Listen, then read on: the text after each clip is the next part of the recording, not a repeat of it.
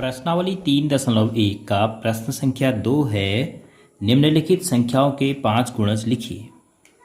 नीचे संख्याएं दी हैं, ए में 5, बी में 8 और सी में 9। तो सभी के हमने प्रथम 5 गुणज लिखने हैं।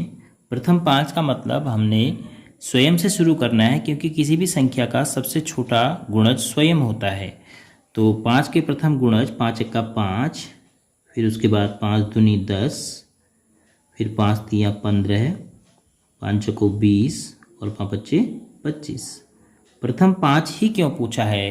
क्योंकि गुणज अपरिमित होते हैं, गुणजों की संख्या गिनी नहीं जा सकती है, तो बहुत सारे गुणज लिखे जा सकते हैं।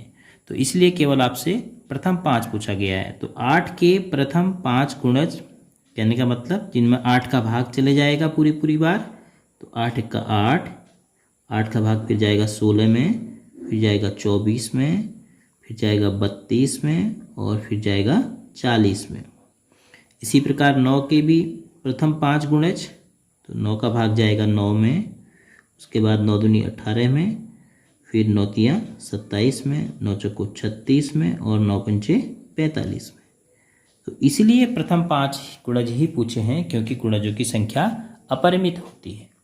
अब प्रश्न संख्या 3, स्तंभ प्रथम की संख्याओं का स्तंभ द्वितीय। प्रथम स्तंभ 1 दिया है, स्तंभ 2 दिया है, जैसा कि आपको दिख रहा है। तो हमें मिलान करना है, मतलब 35 जो है, ये जो स्तंभ 2 में दिया है, 35 का मिलान किससे करेंगे? 35 8 का गुणज है क्या? 35 7 का गुणज है क्या? 35 70 का गुणज है क्या? ये हमने सोचना है। तो 35 8 का तो गुणज है नहीं, 35 7 का गुणज है, क्योंकि 7 पंचे 35।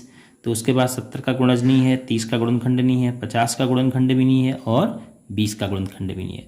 तो 35 को आप तीर के साथ 7 का गुणज दिखा सकते हैं, या फिर 35 के आगे केवल आप क्या लिख सकते हैं इसका मिलान करने के बाद? बी। ये 35 के आगे हमने लिख दिया बी, इसका मिलान किसके साथ होगा? बी के साथ होगा। फिर 15 देखिए, 8 का गुणज है नहीं, 7 का गुणज है नहीं, 70 का भी गुणज नहीं है, 30 का गुणनखंड 15 दूना 30, 15 का भाग जा रहा है 30 में, तो 30 का गुणनखंड है, 50 का भी नहीं है, 20 का भी नहीं है। तो 15 का मिलान होगा डी के साथ। तो 15 के आगे क्या लिख देंगे आप? डी।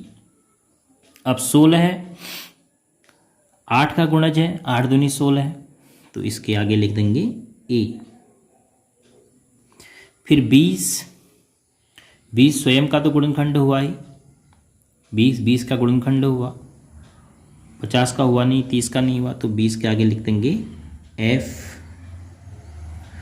और 25 50 का गुणनखंड हुआ 25, 20 का हुआ नहीं और कोई मिलान हो नहीं रहा है, तो 25 के आगे लिखेंगे कि 50 का गुणनखंड हुआ, 25 के आगे लिख देंगे